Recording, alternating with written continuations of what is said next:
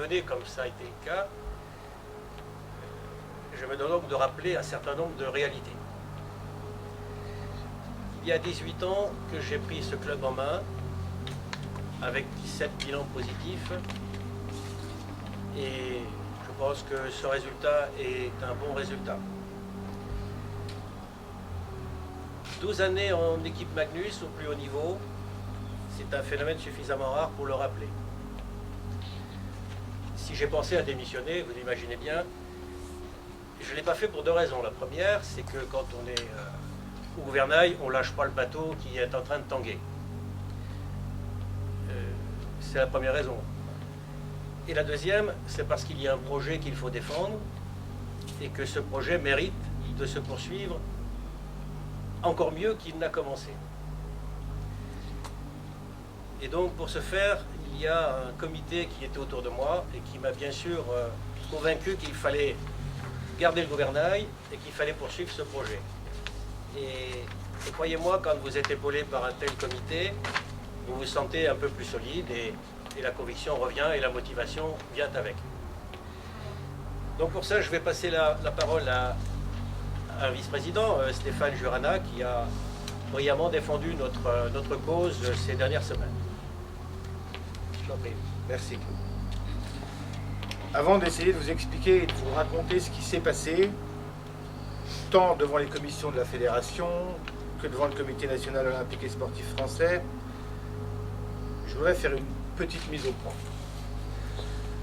Vous avez, dans cette période difficile, un club qui a été soutenu par un grand nombre de personnes, par les acteurs politiques, par les acteurs privés, par un certain nombre de personnes qui interviennent au sein de la cité. Et puis vous avez, grâce à ce merveilleux outil que sont les réseaux sociaux, une toute petite minorité de personnes qui ont cru devoir porter des commentaires tout à fait déplaisants. Un chiffre que vous avez. À la suite du communiqué qui a été envoyé par le comité directeur à la suite de l'audience devant le comité national, 49 925 personnes ont été touchées par le message.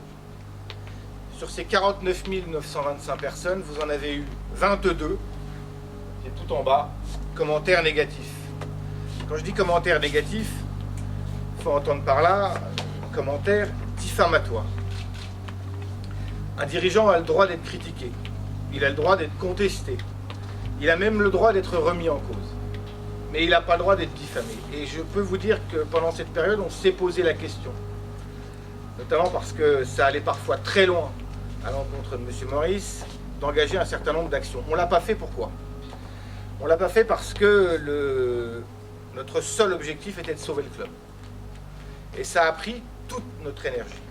Et on n'avait pas le temps à perdre avec ce type d'action.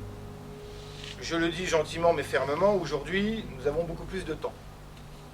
Donc maintenant que le club est sauvé, on souhaite oublier ce mauvais passage, ces 22 commentaires. Sur 49 925, effectivement, ça ne représente pas beaucoup, mais ça peut faire du mal. Alors, il faut quand même tordre le cou à un certain nombre de mauvaises idées qui ont été publiées. Et il suffit, par là, de prendre les chiffres. J'ai entendu, j'ai lu un certain nombre de personnes écrivant, disant « c'est pas possible que le résultat soit de seulement 12 000 € sur l'exercice », lorsque ça avait été annoncé lors de l'Assemblée Générale. La patinoire a été pleine pendant tous les playoffs, il y a forcément eu beaucoup plus d'argent dans les caisses. Et vous avez les chiffres et on va tous vous les publier de manière tout à fait transparente. Les playoffs, ça coûte cher. Les playoffs, ça a coûté, les 11 matchs à domicile plus les 12 matchs à l'extérieur, 244 155 €. Ça, c'est le coût uniquement des playoffs. Alors ça se décompose, matériel, les voyages, l'arbitrage, l'achat d'un certain nombre de choses, les primes de joueurs. Ça a coûté 244 000 €. Ça a rapporté l'intégralité de la billetterie sur les 11 matchs, parce que si les 23 matchs coûtent, il n'y en a que 11 qui rapportent, 223 315 € hors loge. Donc voilà la réalité des chiffres. Les playoffs ont coûté environ 20 000 € au club. Et je dois vous dire d'ailleurs que lorsque nous sommes passés devant la commission fédérale, il nous a été dit, vous avez beaucoup de chance parce que généralement les clubs qui vont aussi loin ont des résultats qui sont beaucoup plus mauvais. Donc effectivement, les dépenses ont été maîtrisées, mais il ne faut pas non plus croire que parce que la patinoire était pleine, parce qu'on est allé en finale de play-off, parce qu'il y a eu 11 matchs, il y a eu effectivement un bilan extrêmement positif. Voilà pourquoi, effectivement, on ne retrouve pas dans les chiffres un bilan plus favorable. Les play-offs, ça coûte cher. Alors, qu'est-ce qui s'est passé? Pourquoi ces premières décisions de la Commission nationale de sauvegarde et de contrôle de gestion de la Fédération? Pourquoi cette décision de la Commission d'appel? Tout part de 2 contrôles URSSAF. Le club a été contrôlé en 2007 et a été de nouveau contrôlé en 2014. 2 contrôles URSSAF, je ne vais pas vous abreuver de chiffres, mais grosso modo, effectivement, on est à environ 700 000 euros. Ce n'est pas tout à fait ça, mais on va arrondir. Premièrement, je ne peux pas vous dévoiler l'intégralité de l'argumentation du club concernant ces contrôles URSSAF. Pourquoi? Parce que pour l'un, nous sommes en train de faire un pourvoi en cassation, le premier. Pour le second, la contestation vient de commencer. Il n'est pas question ici de vous dévoiler l'argumentation qui serait de nature à porter préjudice au club dans le cadre d'un contentieux. Je veux simplement que vous sachiez 2 choses. La première, c'est que lors de ces 2 contrôles, l'URSSAF n'a pas retenu à l'encontre de la direction du club des pénalités de mauvaise foi et n'a pas retenu de fraude. Il s'agit simplement de divergences d'appréciation de textes. C'est-à-dire qu'il y a un certain nombre de textes qui permettent à des organisations sportives de se servir d'un certain nombre de charges, et l'URSSAF nous le conteste. Voilà la réalité.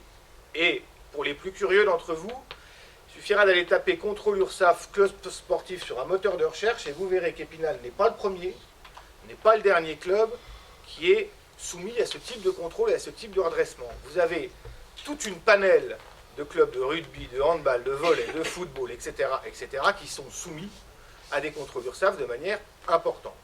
Donc aujourd'hui, pas de fraude, pas de mauvaise foi, un premier contrôle dont nous sommes en train de régler les modalités de règlement avec l'URSSAF, et ça avance tout à fait correctement, et un second contrôle que nous contestons et dont nous n'avons toujours pas, pour le moment, de réponse de la commission de recours amiable. Il reste donc des années et des années de contestation, ou pas d'ailleurs, puisqu'il se peut tout à fait que l'URSSAF, que nous trouvions un terrain d'entente. Ça, c'est la situation de l'URSSAF, et tout part de là. Le club qui travaille en toute transparence avec la fédération a transmis, dès le début de l'année 2015, c'est-à-dire quelques jours après avoir reçu la notification du second contrôle, a transmis à la fédération les éléments.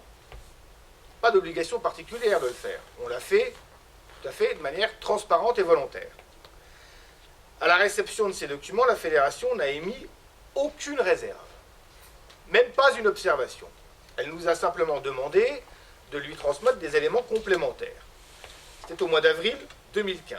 Tout cela a été fait.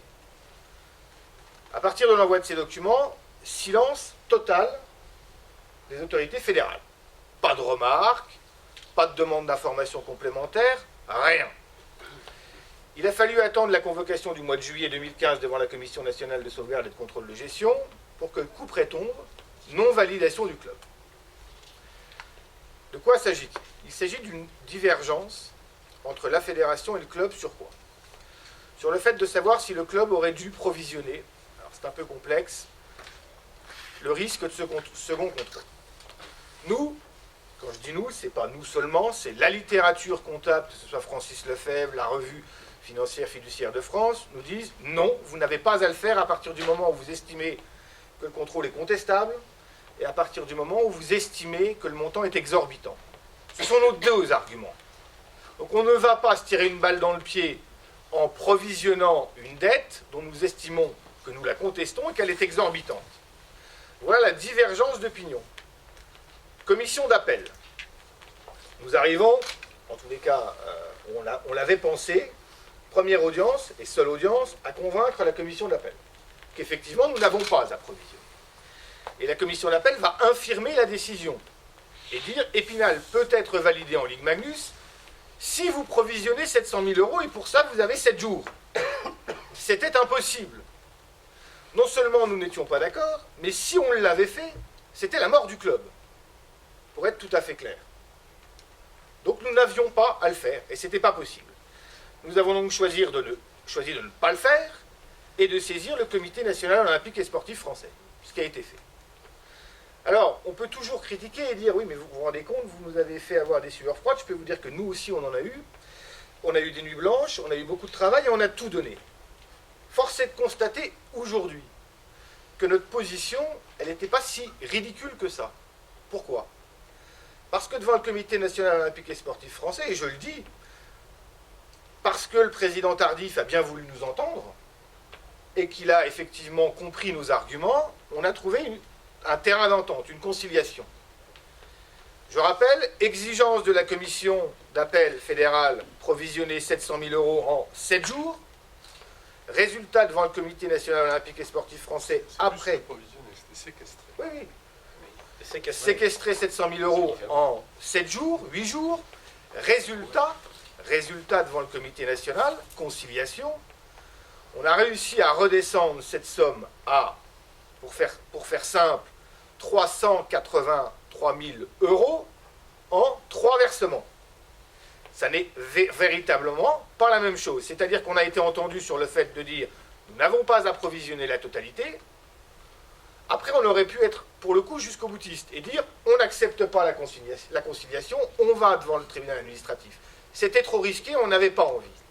On a préféré trouver un terrain d'entente avec la fédération qui nous permet effectivement de s'en sortir, qui nous permet de maintenir le club en Ligue Magnus et qui nous permettra effectivement de faire face à toutes les éventualités.